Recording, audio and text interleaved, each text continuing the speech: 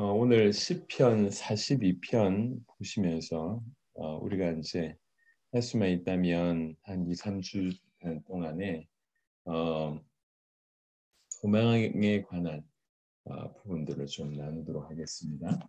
시편 42편 1절에서 11절까지 보시도록 하겠습니다. 하나님이여 사슴이 시냇물을 찾기에 갈급함 같이 내 영혼이 주를 찾기에 갈급하니이다. 우리 굉장히 유명한 그런 구절이죠. 특별히 여기 보면 고라 자손의 마스길 이렇게 되어 있는데요. 그러니까 이제 내용을 좀 살펴보기 전에 이제 도대체 그럼 이 시가 누구가 쓴 시냐? 이제 고라 자손이 쓴 시냐 이렇게 보는데 고라 자손이 부른 곡이고요. 어떻게 보면 고라 자손이 부른 곡이고 시는 다윗이 썼을 것이다라고 하는 의견이 지배적입니다. 왜 그러냐면 그의 문체 아니면 그의 체험 이런 것들이 많이 이렇게 뒷받침됐기 때문에 그 스펄전 목사님 같은 경우에도 다윗의 시고 이 시편 42편, 43편은 한 편의 시다. 한 편의 시일 가능성이 높다 이렇게 얘기합니다. 그래서 지금 다윗의 시라고 얘기할 때 그럼 도대체 언제 쓰졌냐라고 추측해 볼 수 있는 게 압살롬의 이제 반역 때문에 이제 쫓겨가서 이제 이렇게 언제 죽을 줄 모르는 풍전등화 같은 어, 그런 상황에 한편으로는 지금의 상황은 쫓겨가고 있고 또 그때 당시가 이렇게 계절적으로 얘기하자면 여름이었다고 합니다. 그러니까 이제 그 광야에 쫓겨가서 물이 없는데 목마름이 가득한 그러면서 이제 바위나 이제 이렇게 돌 속으로 피하든지 이런 어떤 그런 극한 상황 가운데 노출되어 있는 배경이 이제 그런 배경입니다. 그런 배경 가운데 지금 이제 이렇게 진행되는 것이죠. 그러니까 이제 또 한편으로는 환경 자체가 그리 어둡기도 하지만 그때 마음껏 예배드릴 수 있었던 때 예를 들면은 왜 다윗이 이제 이렇게 언약궤를 이렇게 운반하면서 그 백성들이 춤추고 하나님께 영광 돌리고 본인이 너무 기뻐서 그 앞에서 바지가 내려갈 정도로 춤췄던 그렇게 마음껏 하나님께 예배하고 찬양했던 때를 지금 기억하고 있고 너무 그때가 아름다우면서 동시에 지금 너무 마음이 아픈 또 마음껏 하나님께 예배드릴 수 있는 그때 또 절기를 지키기 위해서 수많은 백성들이 몰려와서 함께 찬양하고 예배드렸던 그때를 기억하는 거예요. 물론 하나님께서 다시 회복시키실 것이다 라고 하는 그런 마음이 있지만 또 한편으로는 이게 이 자리에서 내 인생이 마감할 수 있다. 이런 상황은 그런 상황이니까. 그러니까 이제 지금의 어려운 상황, 그때의 이 아름다웠던 정말 하나님 앞에서 그렇게 기쁘고 예배드렸던 그 과거의 모습, 과연 그러면 내가 이때를 면할 수 있을까? 이때를 넘겨서 다시 하나님께 예배드리고 그렇게 회복되어서 마음껏 하나님과 교제할 수 있을까? 이런 복잡 미묘한 아주 그런 마음이 이제 이렇게 표현되는 건데 그 중에도 간절한 것은 지금 삶이 어렵습니다. 뭐 그때가 그립습니다. 요것보다 지금 다윗이라고 하니 은혜 받은 자에게 가장 갈급한 것은 뭐냐면 하나님을 찾는 거죠. 엄밀하게 얘기하면 그 하나님의 전에 가서 하나님을 예배하는 것. 그 바로 그 하나님의 관계가 가장 지금 갈급하고 그것 때문에 갈증나고 지금 본인이 지금 여름에 피해 있기 때문에 목마름을 누구보다도 느낄 때가 아닙니까? 그 사막에서 사슴이 목말랐을 때를 본인이 지금 경험하고 있기 때문에 그런 것들을 표현하고 있는 거예요. 하나님이여 사슴이 시냇물을 찾기에 갈급함 같이 내 영혼이 주를 찾기에 갈급하니이다. 사실은 진실로 영적으로 건강한 자는 바로 이런 자입니다. 내가 좀 하나님 알고 내가 좀 응답을 받고 내가 좀 역사가 일어나고 뭐 이렇게 발버둥 안 쳐도 되고 라고 얘기할 때는 영적으로 건강한 상태가 아니죠. 영적으로 건강한 상태는 이렇게 하나님을 향해서는 갈급해 있는 상태. 그래서 우리 모두 복음각한 교회 식구가 전 세계를 살리고 많은 교회를 살리기 위해서, 많은 영혼들을 살리기 위해서라도 이런 하나님 앞에 참으로 건강한 그런 자가 되시길 바랍니다. 내 영혼이 하나님 곧 살아계시는 하나님을 갈망하나니, 내가 어느 때에 나가서 하나님의 얼굴을 배울까 너무 갈망하는데 내가 과연 언제쯤 갈 수 있을까? 언제쯤 내가 하나님의 성전에 가서 이전처럼 그렇게 예배할 수 있을까? 내가 어느 때에 나아가서 나의 하나님의 얼굴을 배울까? 지금 배울 수 없는 상황이기 때문에 더 안타까운 겁니다. 너무너무 그 하나님 전에 가서 마음껏 찬양하고 기도하고 싶은데 그럴 수 없으니까 정말 안타까운 거예요. 그래서 내가 갈망한다 이렇게 얘기를 하는 겁니다. 사람들이 종일 내게 하는 말이 네 하나님이 어디 있느뇨 하오니, 이제 대표적인 케이스는 아마 시므이 같은 케이스 같습니다. 다윗이 막 도망해서 이렇게 피해갈 때 신도 제대로 못 신고 그렇게 헐레벌떡 도망갈 때 저 시므이가 이 피 흘린 자야 하면서 대놓고 다윗을 비난했지 않습니까? 그러니까 한 케이스가 그런 게 아니라 이스라엘 백성들 전체가 다윗을 쫓아갔던 몇몇이 아니라 이스라엘 평상시에 다윗에 대해서 별로 안 좋은 감정이 있거나 대립각을 세웠던 인물들, 신하들 중에도 다수가 남아 있었잖아요. 압살롬 편에 섰던 사람들이 꽤 있었지 않습니까? 이 사람들이 막 얘기하는 거예요. 네가 그렇게 하나님 잘 믿는다며. 하나님 어디 있어? 보여봐. 사실 우리 주변에도 이런 비아냥과 조롱은 이제 늘 있어 왔고 앞으로도 있을 수 있습니다. 너 하나님 그렇게 잘 믿는데 너 왜 이렇게 살아? 너 하나님 그렇게 잘 믿는데 네 모습 왜 그래? 너 하나님 그렇게 잘 믿는데 네 자녀들 왜 그래?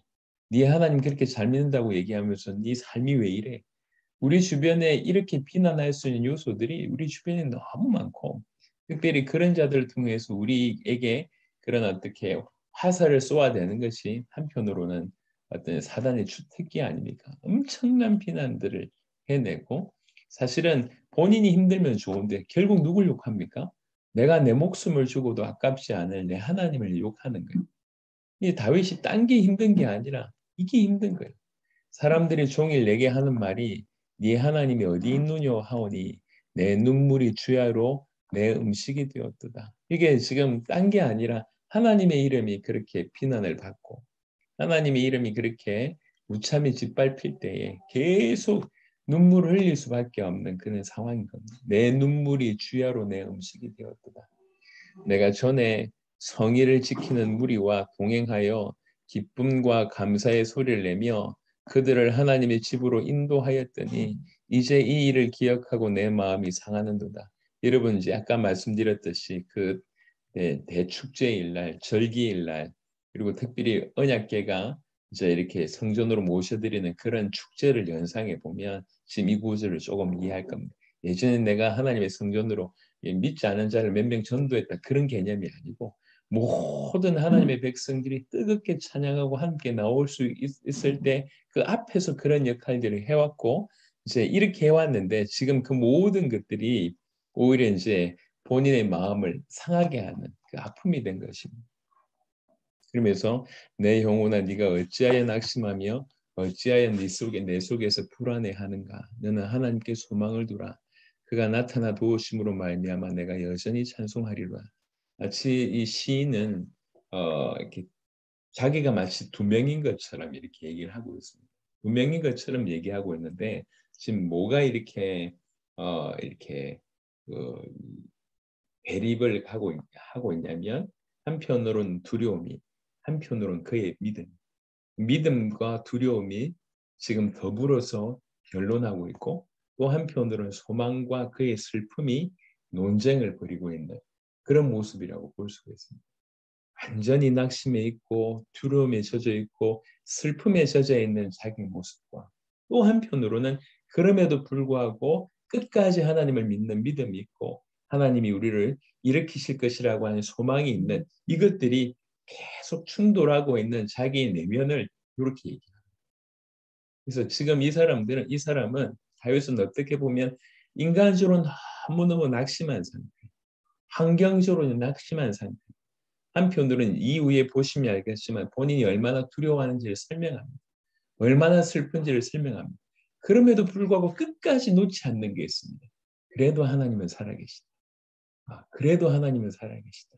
그리고 이 하나님께서 내가 하나님의 손안에 붙들려 있다. 하나님께서 나를 이끄실 것이다. 라고 하는 아주 저 밑바닥에는 그걸 다 붙들고 있는 거예요. 이게 지금 막 충돌하는 거죠. 여러분 낙심이라고 하는 것이 한 번 했다가 벌떡 일어나고 이게 아니잖아요. 매 순간순간 몰려오지 않습니까? 마치 파도 치는 소리처럼 파도처럼 계속 치고 또 해보고 하는데 또 치고 또 해보고 하는데 또 치고 이러잖아요. 왜 그러냐? 실제로 환경이 그러하니까. 실제로 상황이 그러하니까. 조금 힘을 냈다가도 정신 차려보면 낙심할 환경. 조금 힘을 냈다가 정신 차려보면 또 계속 몰려오는 겁니다. 이게 자꾸 낙심하고 있는데 또 한편으로는 이 사람을 붙들려고 하는 그 내면의 모습이 있는 거죠. 이렇게 얘기하고 있습니다. 그러면 소망이라고 하는 것은 언제 가장 꽃피냐 하면 꽃피는지를 얘기한다고 하면 어두울 때입니다. 이 소망이 어두울 때 가장 강력한 무기로 등장합니다. 여러분들이 잘 알고 있는 고린도전서 13장에 사랑에 관한 얘기를 하면서 뭐라고 얘기하냐면 믿음, 소망, 사랑은 항상 있을 것인데 이렇게 되어 있어요. 믿음, 소망, 사랑 항상 있다고 얘기합니다. 그 중에 소망이 가장 강력하게 자기의 진가를 드러낼 때는 어두울 때, 캄캄할 때.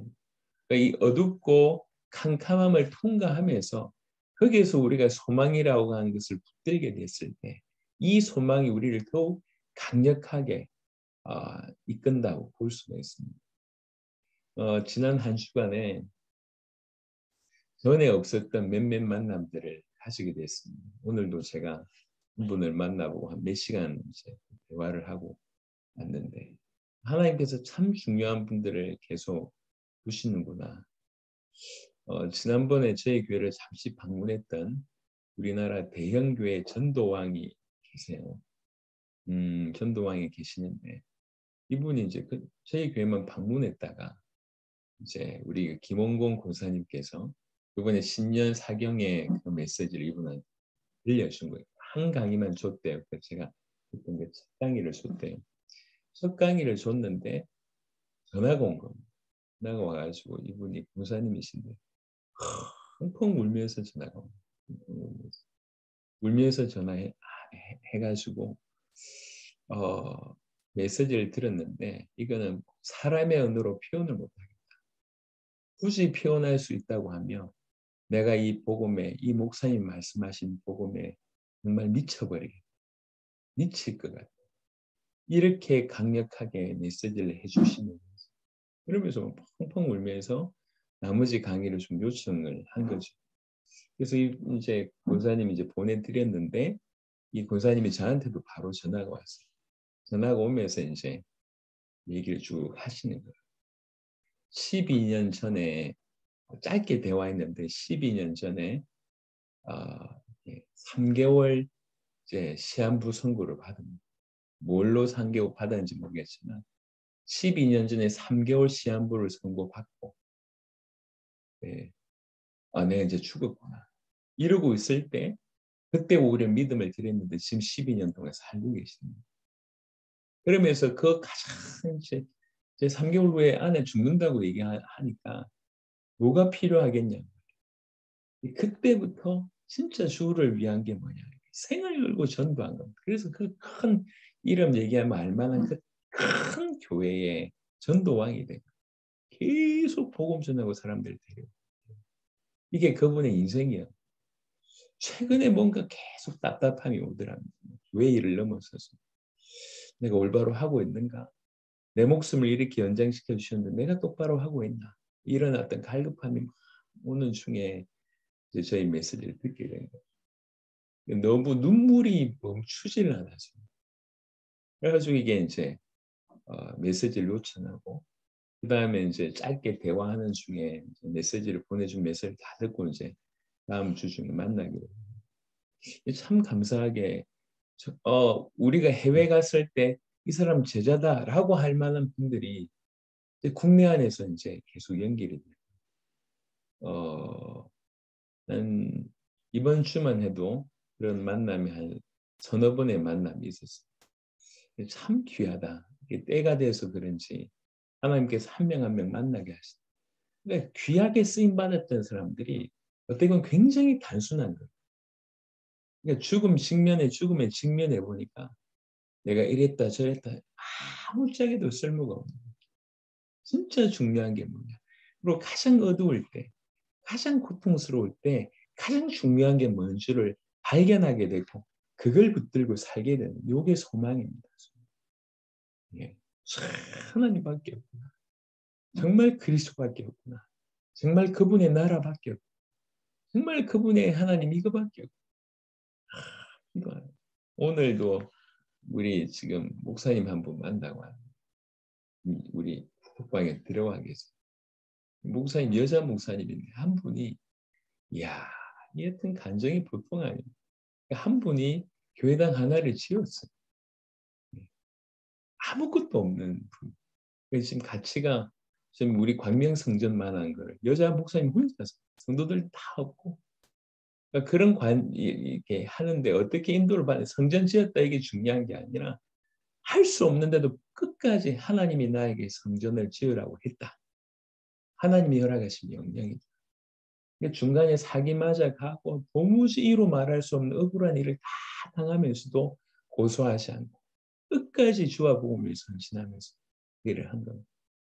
이제 지금까지 성전을 지었다는 거죠. 그럼 지금부터 뭐 하면 되냐? 요게 이제 고민 중에 네. 내 인생 방향, 이 교회 방향 어디로 가야 되냐? 이러고 있는 중에 우리 권사님을 통해서 만나게 하죠. 오늘 그분의 얘기를 한 5시간 들었어요.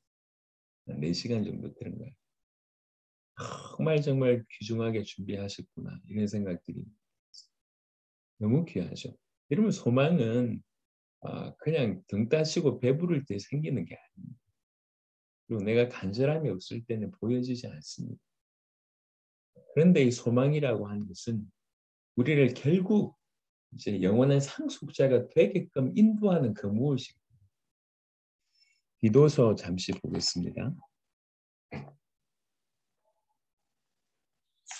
디도서 2장, 디도서 3장,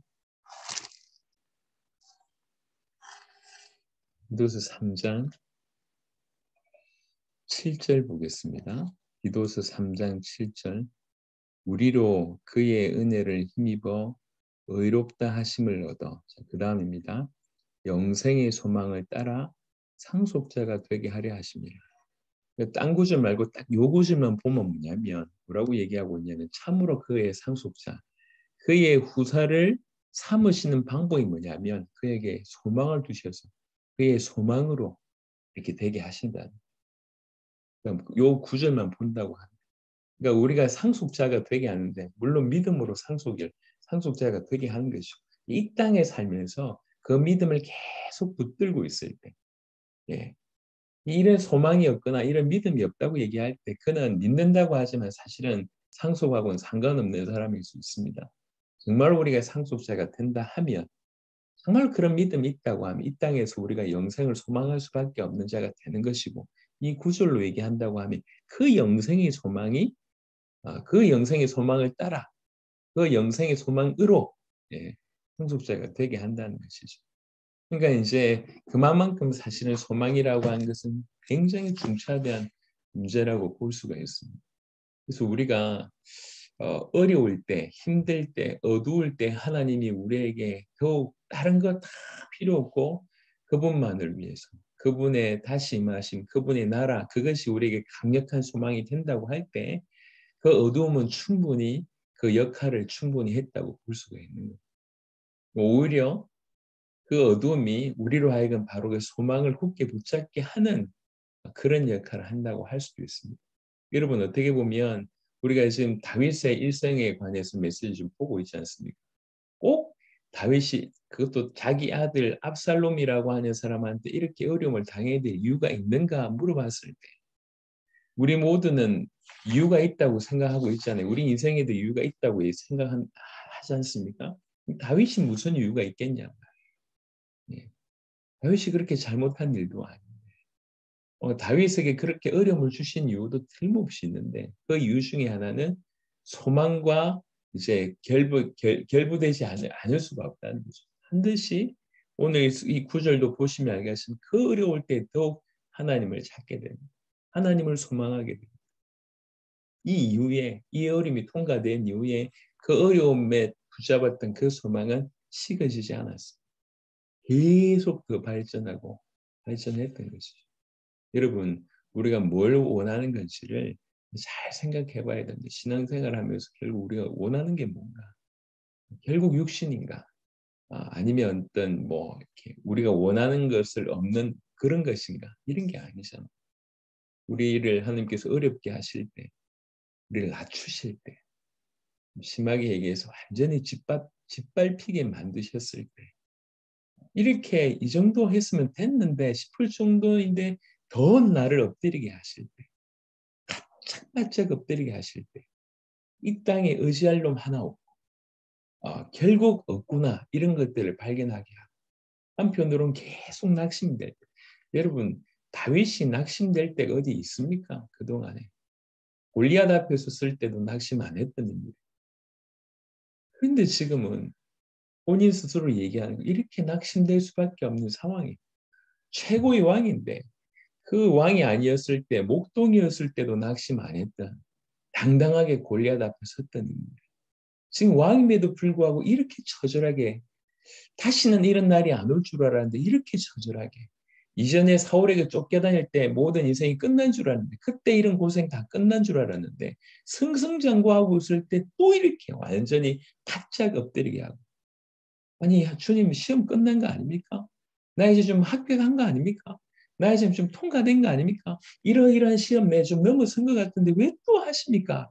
라고 우리가 얼마든지 때를 쓸 수 있고 항변할 수 있지만 하나님 우리에게 더 진하게 더 강력하게 뭔가를 심기를 원하는데 그 뭔가의 내용은 딴 게 아니라 바로 소망이라는 것이죠. 정말 하나님만 소망하고 정말 그리스도이신 예수 그 복음만 소망하고 그분의 다시 임하심, 그분의 이 땅에 나타나심, 세계복음화를 강력하게 소망하도록 영원한 하나님 나라, 이 땅이 전부가 아니고 영원한 하나님의 나라, 그걸 간절히 소망하도록 수요 예배 때도 말씀을 드렸는데 수요 예배가 아니고 어제는 또 우리 우리 교회 후원하신 그래서 네팔에 교회를 세우신 장로님 만나고 회사가 크더라고요. 이제 겸손하게 얘기하셨는데 매출이 몇백억 정도의 회사니까 적지 않은 회사죠. 남부러울 것 없는데 일평생 이 사람 대단하더라고요. 일평생 저녁을 가족 외의 사람하고 먹어본 적이 없어요. 철저하게 저녁만큼은 가족하고 먹는 거예요. 그것도 지금까지 20몇 년 동안. 대단하다. 대단하다. 예. 자녀들이 힘들어할 것 같은데. 일단 가족하고 지금까지 예. 그 아내 되신 분이 힘들 것 같은데 철칙이래 철칙. 그만큼 가족을 사랑하는 거야. 우리는 가족하고 밥 먹어본 적이 언제인가 이런 생각할 때가 많은데 저녁을요 가족하고 막 얼마나 이렇게 딱 하는데 사훈이 행복한 사원 뭐 회사 뭐 행복한 가정 그게 사훈이에요. 이게 딱 그런 마음이 있는 거예요. 예수 믿는 사람은 삶이 예배가 돼야 된다 이런 게 있더라. 얼마나 가족을 사랑하는지. 근데 애를 낳았는데 첫째 아들이 아이를 낳았는데 이 아이가 문제가 뇌에 문제가 그래서 뇌에 핀을 이렇게 6개를 박아가지고 나사를 아침마다인가 저녁마다 쪼아야 돼. 그러니까 이제 뇌에 뭐 뼈를 넓히고 뭐 좁히고 뭐 이런 걸 아마 해야 되는 모양. 아이가 이렇게 눕다가 이렇게 해가지고 잘못 부딪히면 큰일 나는 거야. 애가 뇌 수술을 3번 했어요. 2돌밖에 안 지났네. 얼마나 끔찍합니까? 기가 막히죠. 이분이 그 손자가 딱 태어나고 나서 이제 자기 집이 송도고 공장이 화성에 있는데 제일 먼저 자기 아들네 집으로 갔네. 그 손자 난 그 아들. 그 아들을 딱 태우고 나서 그 다음부터 아들이 운전하고 이제 여기까지 오는 거예요. 공장까지 오는데 한 40분 정도. 그 40분 아들 딱 운전하게 하고 찬양을 틀고 조수석에서 통성으로 기도하는. 아들은 운전하고 이분 통성으로 기도하는. 기도하는데 40분을 거의 눈물로 기도하는. 그중에 20분이 이 손자를 위한 기도. 그러니까 운전하는 아들은 자기 아들 위해서 자기 아버지가 눈물로 기도하니까 그 운전하면서 울고 이래 되는 거예요. 아침마다 출근길마다 부흥해, 부흥해. 20분씩, 40분씩 그렇게 간절히 기도하는데 20분은 그 손자 때문에 그냥 간절하게 기도하는 거예요. 그러면서 이제 간증을 하시더라. 목사님, 저는 아쉬운 게 없었습니다. 회사 창업한 지 13년 만에 매출 200억 이상, 해마다 20% 성장했습니다.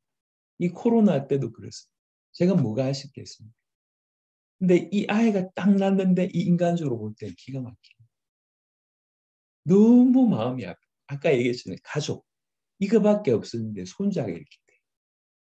이게 뭐 그냥 이래가지고 40분씩 기도하는데 손자가 어떻다 저떻다를 떠나가지고 사람이 진짜로 기도하니까 어찌 됩니까? 하늘을 소망합니다. 주님을 소망하는 거예요. 자기 마음이. 딱 만나서 처음으로 이제 제대로 그 회사에서 만났거든요. 딱 들어갔는데 몇 명이 같이 들어갔어요. 15사단 부사단장님을 또 부사단장 출신을 김원곤 군사가 데리고 와가지고 그분 대단해.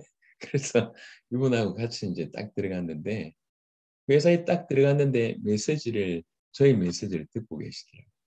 이제 장로님 너무 은혜 된다면서 앉았는데 그냥 설교를 하세요. 그 설교 수준으로 우리 손님 4명 가는데 앉혀놓고 그만큼 성령 충만한 거죠.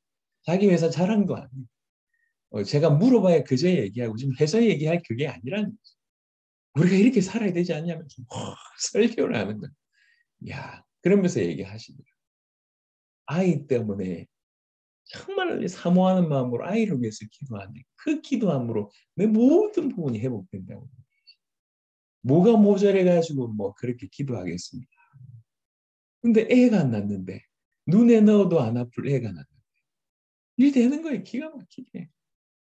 여러분, 하나님께서 우리에게 어둠을 주실 때 이렇게 철저하게 낮추실 때 그때 우리는 진짜 중요한 걸 붙잡을 수가 있어요. 이게 소망입니다. 우리 마음에 올 한 해는 그냥 올 한 해 붙잡고 땡 이게 아니라 우리 마음에 진짜 소망이 넘치도록 하는 이 기회를 우리가 잡아야 되고 이거 가지고 우리 평생 가야 돼요. 우리 각자를 하나님께서 지금까지 다루셨습니다. 그 다루신 가운데 다루셨던 중요한 이유 중에 하나가 참된 소망을 가지기를 원하신다. 하나님의 나라라고 하는 그 참된, 하나님 자체라고 하는 그 참된, 복음 자체라고 하는 그 참된, 우리 주님 다시 임할 것이라고 하는 그 참된 소망을 간절하게 붙잡기를 원하신다고 하는 것이. 그게 우리의 다루심이에요. 지금 이 다윗이라고 하는 사람이 그 얘기를 하는 겁니다. 그 가장 절망적인 순간에 내 영혼아 네가 어찌하여 낙심하며 어찌하여 내 속에서 불안해하는가. 너는 하나님께 소망을 두라. 그가 나타나 도우심으로 말미암아 내가 여전히 찬송하리로다. 한편으로는 낙심과 불안과 두려움이 쩔어 있고 또 한편으로는 그럼에도 불구하고 하나님을 믿는 믿음, 하나님께 소망을 두고 이게 계속 싸우는 거예요. 6절에 보니까 내 하나님이여 내 영혼이 내 속에서 낙심이 되므로 내가 요단 땅과 헤르몬과 미살산에서 주를 기억하나이다. 주의 폭포 소리에 깊은 바다가 서로 부르며 이제 이렇게 이 헬몬산이 이스라엘의 제일 북단에 있습니다. 이게 몇천 메타 산이고 이렇게 그 위에 녹았던 그 만열설 그런 어떤 그런 눈들이 막 오다 보니까 이 폭포 소리가 우렁찬 폭포 소리예요. 이렇게 그 골짜기를 아주 이렇게 엄청난 물길이 막 지나가는 그런 거예요. 그 주의 모든 파도와 물결이 깊은 바다가 서로 부르며 주의 모든 파도와 물길이 나를 휩쓸었나이다. 모든 게 이런 강력한 그 소리마저도 두려움이 될 정도. 지금 피해 있잖아요. 어떻게 죽을 줄 모르는 상황이지 않습니까? 매 순간 두려움, 매 순간 어려움. 아니 그 대단했던 양반이 목동으로 있을 때도 동물하고도 짐승하고 맞짱 떠서도 이렇게 막 맹수들 다 이게 그 양반이 지금 이러고 있는 거예요. 말이 안 되지 않습니까? 이 상황이 그래요. 여러분 낙심이라고 하는 것이 그냥 한 번으로 발딱 일어나고 이게 아닐까요? 너무 많은 어려움이 몰려옵니다. 내가 힘을 냈다가도 또 오고 힘을 냈다가도 또 낮에는 여호와께서 그의 인자하심을 베푸시고 밤에는 그의 찬송이 내게 있어 생명의 하나님께 기도하리로다. 그럼에도 불구하고 내가 이렇게 하겠다고 하는 거고 그럼에도 불구하고 하나님이 이렇게 은혜를 주신다고 고백을 하는 것입니다. 내 반석이신 하나님께 말하기를 어찌하여 나를 잊으셨나이까? 내가 어찌하여 원수의 압제로 말미암아 슬프게 다니나이까 하리로다. 내 뼈를 찌르는 칼같이 내 대적이 나를 비방하여 늘 내게 말하기를 네 하나님이 어디 있느냐 하도다. 한편으로는 힘을 냈다가 또 한편으로는 두렵고 한편으로는 소망을 가지고 있다가 한편으로는 지금 막 불안해하고 이런 것들이 엄습해오고 소망을 가지고 엄습해오고 믿음을 가지고 막 치열하게 싸우고 있는 것이. 11절에 그러면서 결론을 내리기를 내 영혼아 네가 어찌하여 낙심하며 어찌하여 내 속에서 불안해하는가. 너는 하나님께 소망을 두라. 하나님께 소망을 두라. 나는 그가 나타나 도우심으로 말미암아 내 하나님을 여전히 찬송하리로다. 결국에는 신앙의 고백을 합니다. 저 밑바닥에 있는 아주 저 밑바닥에서 살아계신 하나님을 믿는 믿음으로 자신의 기초를 끝까지 붙들고 있는 그런 신령한 그런 모습들을 보게 됩니다. 불안해하다라고 하는 것은 원래 썼던 단어가 하마라고 하는 단어인데 이 단어가 짐승처럼 으르렁거리다 이런 표현이었어요. 이러니까 그게 이제 계속 불안해하는 거죠. 이런 중에 흔들리지 않으려고 발부둥치는 그런 모습이고 결국 이제 승리하는 그런 일들이 벌어지는 것이죠. 시편 146편에 비슷한 결론 나와지는 것을 보면서 말씀을 마무리하겠습니다. 시편 146편 5절입니다. 시편 146편 5절입니다. 야곱의 하나님을 자기의 도움으로 삼으며 여호와 자기 하나님에게 자기의 소망을 두는 자는 복이 있도다. 네. 정말 우리가 이 부분을 회복해야 되겠습니다. 제가 지난번에도 말씀드렸습니다. 마라나타 신앙이 없냐? 있습니다. 하지만 그 마라나타 신앙이 대부분 정보로 머물러 있는 게 대부분이죠. 왜 그러냐면 마라나타라고 하는 신앙을 정말로 내가 소유하게 되면 우리의 인생의 방향이 자연스럽게 이쪽으로 갈 수밖에 없습니다. 그걸 위해서 내가 오늘 어떻게 살지 이렇게 갈 수밖에 없어요. 이게 그냥 정보이면 이게 전혀 내 삶하고 무관한 거죠. 자, 여기에 우리가 소망이라고 하는 것을 한번 생각해 보십시오. 우리가 이 땅의 것을 소망하고 있는지 영원한 것을 소망하고 있는지 우리 생각해 보고 소망을 가지고 있다. 뭐 없다고 얘기 안 합니다. 하지만 그 가지고 있는 소망이 나의 오늘을 좌우하고 있는가? 이건 다른 거죠. 나의 오늘을 바로 이 소망이 나의 오늘을 나의 지금 가장 나하고 친밀한 그 수많은 것들을 바로 이 소망이 주장하고 있는가? 그 소망 때문에 내 모든 것들이 0점 조정되어 가고 있는 건 다른 얘기입니다. 그래서 우리가 우리 모든 삶을 주장할 수밖에 없는 성경에서 말하는 그 소망을 진실로 우리가 품자는 거죠. 더 나아가서 주의 성령의 능력으로 이 소망에게 우리가 완전히 붙들림 받을 수 있습니다. 하나님이 우리의 소망이십니다. 예수가 그리스도라고 하는 그 진리, 그 예수님 자체가 우리의 소망이십니다. 그분의 다시 오심의 소망입니다. 다시 오는 길을 준비하는 세계복음화 그것도 우리 대에 완성하는 것이 우리의 소망입니다. 그리고 우리는 그분과 같은 모습으로 그분을 보게 될 것입니다. 우리가 그분과 같이 변화될 것입니다. 그게 우리의 소망입니다. 그리고 그 영원한 하나님의 나라. 남들은 달나라가는 이 시대에 그게 믿어지냐라고 얘기하는데 우리는 믿어질 뿐만 아니라 그걸 소망하는 거예요. 그 하나님의 나라, 그 영원한 나라를 위해서 오늘을 사는 겁니다. 그게 중요하지 않습니다. 참으로 감사하게 어떻게 보면 좀 극단이라고 얘기할 수 있지만 이렇게 살아가고 있는 분들이 또 주변에 있다는 것이 참으로 위로가 됩니다. 오늘 오전에 우리 루이스 목사님하고 이제 당세북의 경제를 위해서 막 발버둥치고 있는 우리 마라나타 마케팅 팀하고 좀 이제 모임을 가졌는데 하여튼 너무너무 대단해요. 생명 걸고 뛰고 있습니다. 2년째 어떻게든 당세북의 자원을 마련하기 위해서 하는데 그냥 우리가 좀 하는 거에 좀 남는 시간 투자한 게 아니라 아예 자기 인생을 들여서 지금 한 10명 정도의 팀이 다 그렇게 매 순간 발버둥치면서 하고 있는데 참 너무 감사하다. 어떻게든 도울 수 있으면, 어떻게든 같이 인도받을 수 있으면, 어떻게든 서로 힘이 될 수 있었으면 좋겠다고 하는 생각이 계속 들고 저 또한 믿음으로 도전해야 되겠다 이런 생각을 하게 됩니다. 여러분, 무엇을 소망합니까? 그 소망이 우리의 오늘을 어느 만큼 영향을 끼치고 있습니다. 어느 만큼 내 인생에 내가 지금 자녀를 키우고 있는데, 아니면 내가 어떤 공부를 하고 있는데, 내가 어떤 돈을 벌고 있는데, 아니면 이런 모든 내 삶의 가장 옆에 있는 그 무엇과 이 소망은 무슨 관계가 있습니까? 만약 관계가 있다고 없다고 하면 그 소망은 나에게 그냥 정보 중에 하나일 뿐이지 소망이 없는 것이. 이 소망이 이 성경에서 말하는 이 가장 강력한 소망이 우리에게 넘치도록 그 소망에게 우리가 완전히 붙들림 받아. 그러니까 1, 2, 3, 4 뭐 이렇게 해라 저렇게 해라 라고 하는 율법적인 어떤 차원으로 밀어붙인다고 될 게 아닌 것 같습니다. 하나님 우리 각자를 다루시잖아요. 그 각자의 다루심은 우리의 생각과 달라서 항상 이상적이고 가장 중요한 것으로 우리를 인도하시고 그 중에 오늘 이 본문을 통해서는 부인할 수 없는 것이 하나님이 우리를 어렵게 하시고 힘들게 하시고 낮추실 때에 우리 빨리 눈치를 채야 됩니다. 소망이 없었구나. 소망이 없었구나. 소망을 붙들려고 하는가 보다. 참으로 우리의 소망 되신 그 하나님을 진실로 소망으로 붙들려고 하는가 보다. 힘들어요. 해결 좀 해주세요. 어떻게 없애주세요. 어떻게 건져주세요. 이게 아니고 네, 너희 하나님께 소망을 두라. 네, 우리 주님은 바로 그걸 원하신다고 하는 것이죠. 오늘 참여한 우리 모든 성도들 각각이 낙심할 수 있고 불안해할 수 있고 어두울 수 있는 상황이지만 우리의 하나님은 살아계십니다.